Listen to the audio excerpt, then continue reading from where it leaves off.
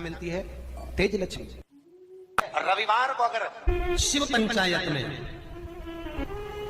गुड़, चावल, लाल फूल और लाल मिर्ची के 11 दाने पानी के कलश में तांबे के लोटे में लेकर हाथ को ऊंचा कर कर नेत्र, नासिका, वक्षस्थल के सम्मुख में जो सूर्य नारायण को अर्घ देता है, जल चढ़ाता है, पर जो सूर्य को अर्घ रविवार के दिन दे देता है, अगले रविवार तक पैसे की आवक आना प्रारंभ हो जाती है।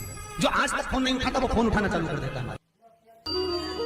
अगर कोई बड़ी बीमारी है, कोई बात आपको शंकर भगवान से कहना है, तो रविवार के दिन जब सूर्य को अर्घ देंगे तो वही कलश रख देंगे अर्घ दिया हुआ, फिर उसको आपको धोना नहीं है। दूसरे दिन सोमवार का दिन पड़ेगा, फिर जल भर लो उसी कलश में, सूर्य नारायण को अर्घ देकर वही कलश से वापिस जल भरकर शंकर जी के मंदिर में ले जाकर जल को चढ़ाना प्रारंभ कर दीजिए। आपको स्वयं बड़ी रोग, बड़ी बीमारी में भी आराम लगना प्रारंभ हो जाएगा। आप कहो। अब एक बात सावधानी से सुनिएगा, शायद शिव महापुराण के माध्यम से अभी तक ये बात सामने नहीं आई, पर शिव पंचायत कथा में आ रही है, तो सावधानी से सुनना। एक प्रश्न हमारे भीतर खड़ा होता है, जब हम सूर्य नारायण भगवान को अर्घ देते हैं, जल चढ़ाते हैं, तो वो जल पृथ्वी पर जब गिरता है तो उसके छींटे हमारे शरीर पर लगते हैं। क्या वो ठीक है? क्या वो श्रेष्ठ है? तो शिव महापुराण की कथा कहती है, जब हम सूर्य को अर्घ देते हैं, सूर्य को जल चढ़ाते हैं, वो पानी जब पृथ्वी पर गिरता है, उसके छींटे हमारे शरीर पर लगते हैं, तो वो श्रेष्ठता का भाव निर्मित करते हैं। वो गलत नहीं हो सकता। कारण अब वो भी समझ लीजिए।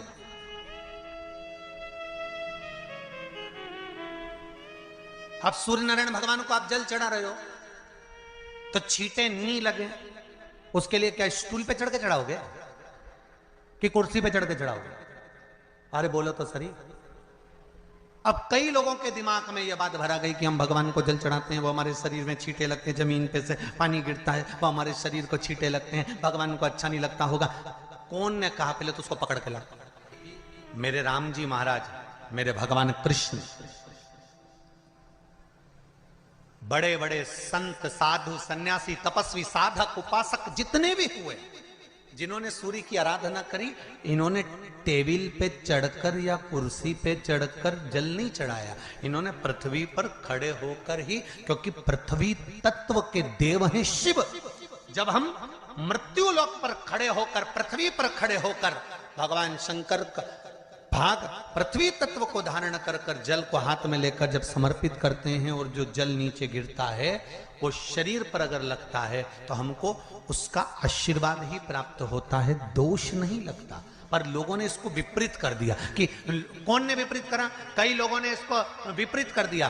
कौन ने विपरीत करा? तो जो दूसरे धर्म के लोग होते हैं, जिनको हिंदू धर्म से नफरत होती है और जो हिंदू धर्म की पूजन, सेवा, अर्चना को समाप्त करना चाहते हैं, वो धीरे धीरे धीरे धीरे कहने लगे कि सूर्य को जल चढ़ाओगे तो शरीर में लगेगा, शरीर में लगेगा तो दोष लगेगा। इसको कह कहकर घर घर में सूर्य को जल चढ़ाना लोगों ने बंद कर दिया कि आप जल चढ़ाएंगे तो दोष लगेगा, शरीर पे छींटा लगेगा, शरीर को ऐसा लगेगा।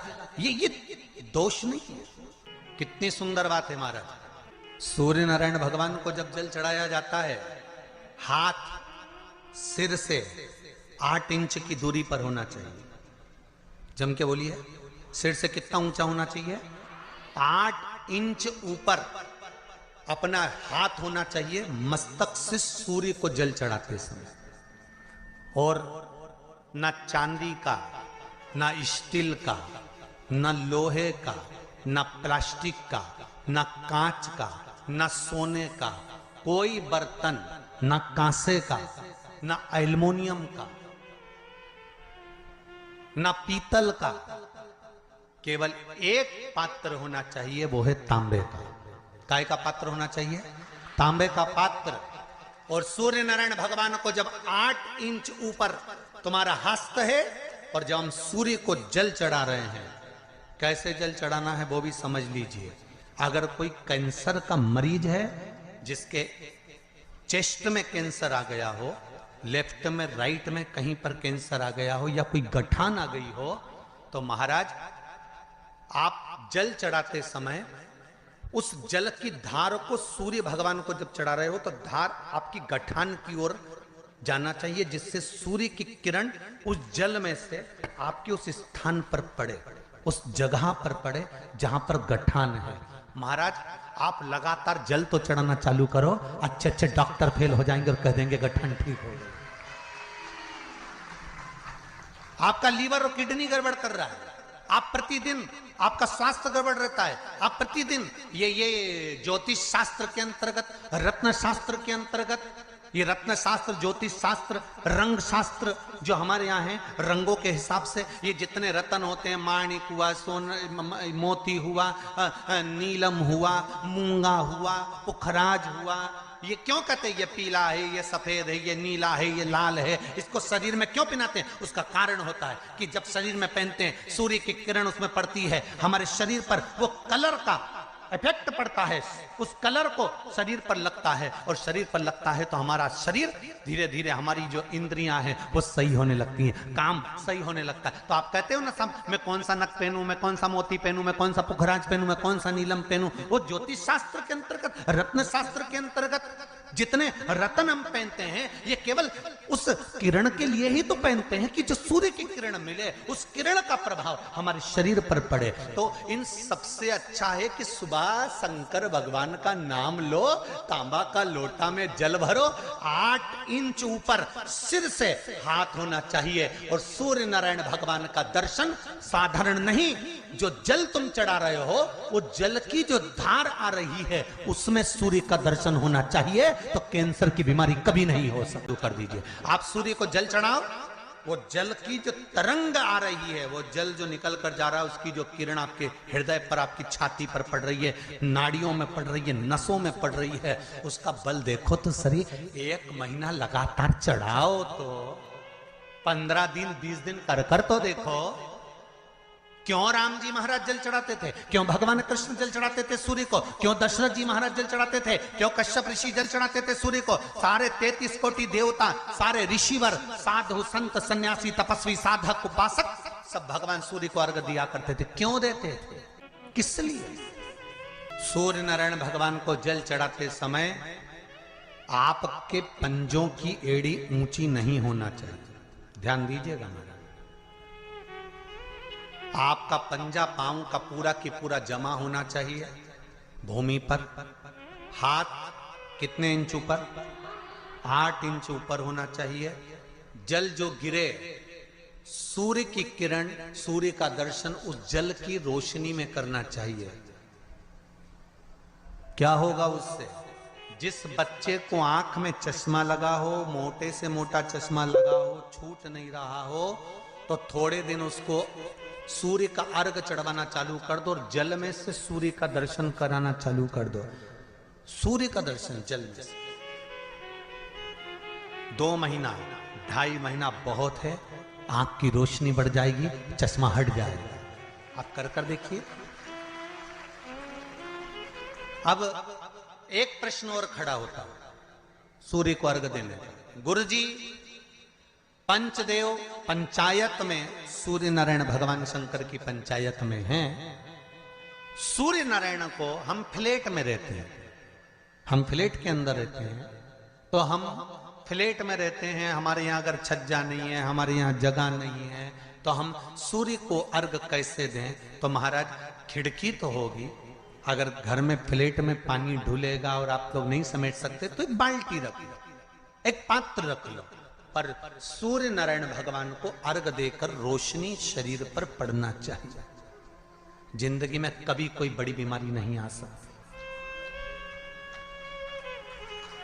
कितने लोग देते हैं सूर्य को अर्घ? जरा हाथ उठाओ। बहुत बढ़िया, बहुत जोरदार।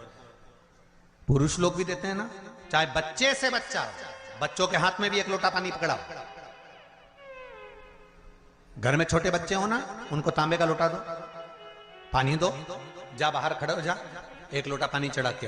पहले दिन आप स्वयं बच्चे के साथ बाहर खड़ी हो, ओटले पर, घर के बाहर खड़ी हो, छत पे खड़ी हो या घर के बाहर खड़ी हो, और बच्चे से कह लो चढ़ाओ बेटा, देखो ऐसा हाथ 8 इंच ऊपर करिए, तांबे का लोटा लेकर पानी धीरे धीरे डोलना है, जैसे वो स्लो मोशन के सीन नहीं होते नाटक में, ये एकदम धीरे धीरे धीरे, बस नहीं तो मालूम पड़े छोरा छोरी एक साथ उंडेल के अंदर नहीं। जल चढ़ाते समय उस पानी में से सूर्य की किरण पड़ना चाहिए, सूर्य की किरण।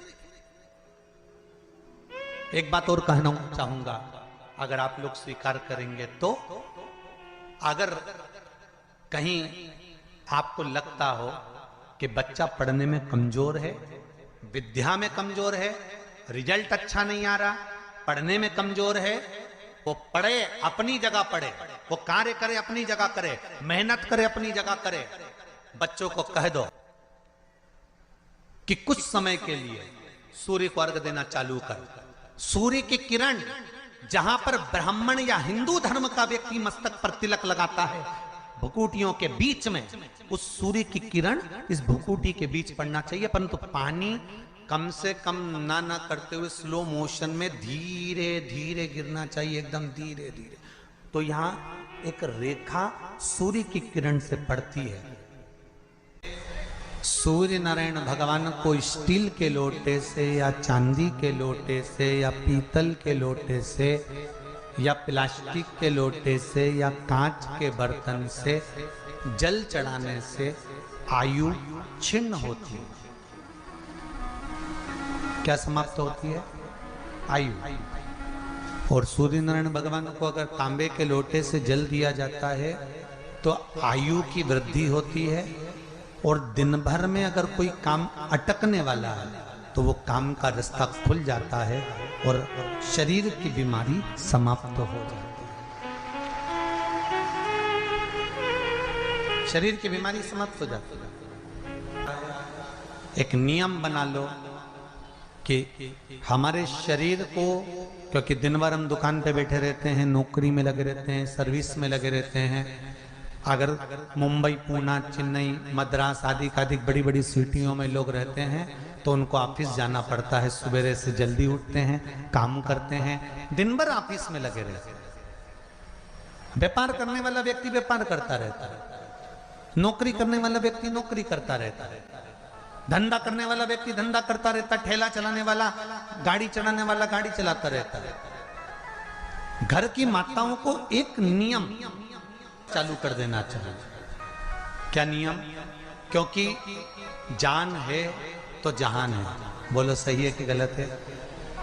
शरीर में रोग आ गया, बीमारी आ गई, और तुमने 5 लाख रुपए महीना भी कमाया, मान लो, एक सरल भाषा में समझ लो, 5 लाख रुपए महीना तुम कमा रहे हो, 4 लाख रुपए महीना तुम कमा रहे हो, और शरीर में बीमारी आ गई। अब वो 5 लाख रुपए तुम्हारे कमाए हुए किसी काम के हैं क्या? हॉस्पिटल में जाओगे, दवाई में, गोली में, जांचों में वो समाप्त होते चले जाएगा। तुमने कमाया किसके लिए था? अपने बच्चों के लिए। मेहनत किसके लिए करी? अपने बच्चों के लिए। परिश्रम किसके लिए करा? आगे बढ़ने के लिए। और मालूम पड़ा कि तुम बीमार पड़ गए, जितना तुमने कमा कर जोड़ा था वो सब तुम्हारी बीमारी में लग गया। तो ऐसा कमाना कोई फायदे का है क्या?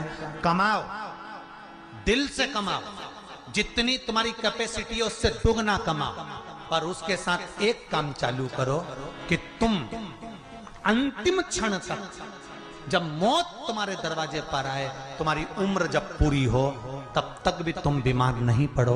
उसके लिए एक काम चालू कर दो, हमें तांबे के लोटे में पानी भरना है, सिर से 8 इंच ऊपर रखना है, सूर्य को अर्घ देना है, और जो पानी नीचे गिरेगा उस पानी में से सूर्य का दर्शन करना है। वो पानी जब हमारे शरीर के इस हृदय रेखा के सम्मुख से, इस कपाल रेखा के बीच में से, मध्य से उस पानी की धार जब सूर्य की किरण देगा तो हमारे शरीर में कोई बड़ी बीमारी, ना कैंसर, ना लीवर, ना किडनी, कोई अटैक पटैक आ ही नहीं सकती।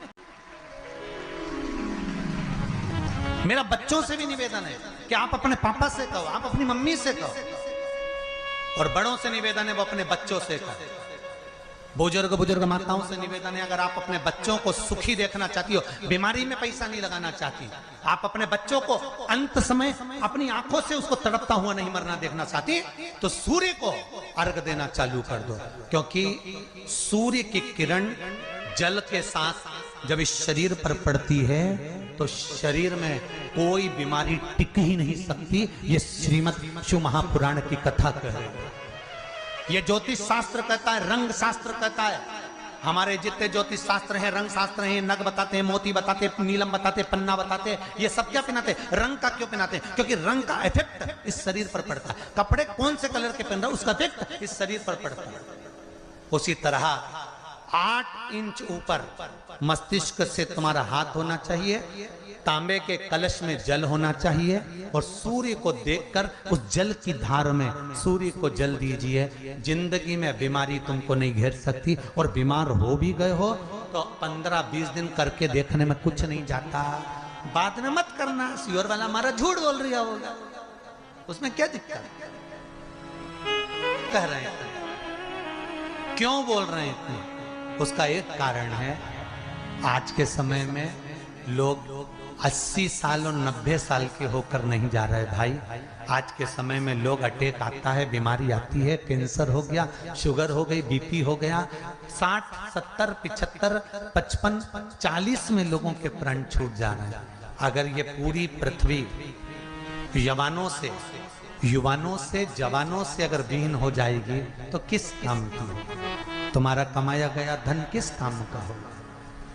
कौन कौन ले रहा है नियम? आज से नियम बना लो, एक तांबे का लोटा जल सूर्य नारायण को अर्घ देना है हमको प्रतिदिन। घर का चाहे छोटा हो चाहे बड़ा हो, जिस बच्चे को रोज बुखार आता हो, निमोनिया हो रहा हो, जिसका लीवर किडनी डैमेज हो गया हो, वो नियम बना लो, 15 दिन के अंदर 20 दिन के अंदर डायलिसिस में अंतर आ जाएगा तुम्हारे। तुम कर तो देखो, इस प्रभाव करे। बनाओ नियम। जिस नारी को रजो धर्म से जुड़ी हुई या गर्भाशय से जुड़ी हुई कोई बीमारी हो गई हो, वो नारी भी सूर्य को जब अर्घ दे तो उस जल को बिल्कुल स्लो एकदम धीरे धीरे गिरा, एकदम धीमा, जल्दी पानी उंडेल के मत आना। सूर्यदेव